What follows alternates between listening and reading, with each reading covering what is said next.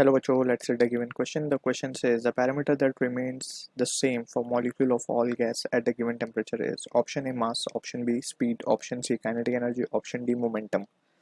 So इस question का जो key concept यहाँ पे we can understand is the concept of average kinetic energy of gas. ठीक है, यहाँ पे क्योंकि गैस के अंदर बहुत सारे मॉलिक्यूल्स होते हैं तो we consider an average kinetic energy.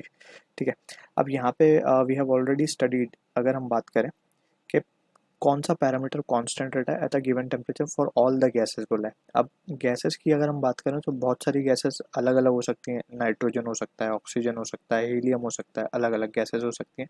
इन सबके मॉलिक्यूलर मासेस अलग हैं.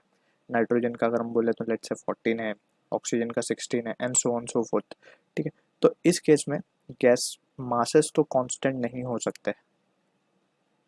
ठीक है, तो masses are different, so this option can be discarded. Speed की अगर हम बात करें तो speed again is dependent on मास.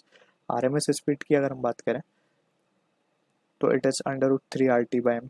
तो अगेन मॉलिक्यूलर मास पे डिपेंड है, तो VRMS भी अलग होगा. एवरेज स्पीड भी देख सकते हैं. सारे ही टर्म जो है वो मास पे डिपेंडेंट है, दैट इज 2 RT/m. ठीक है ना. मोस्ट प्रोबेबल स्पीड जो कि है √2 RT/m और एवरेज स्पीड 8 RT/m. ठीक है ना. तो इस तरीके से सारी स्पीड जो है वो मॉलिक्यूलर मास पे डिपेंडेंट है, तो speed can not be the same.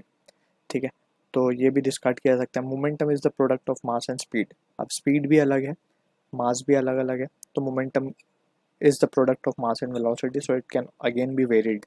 सो बचता है kinetic energy, and to be precise we will be talking about the average kinetic energy.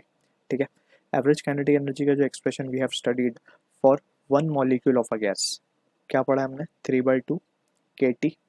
ठीक है, where k is the Boltzmann constant. ठीक है, that is for one molecule.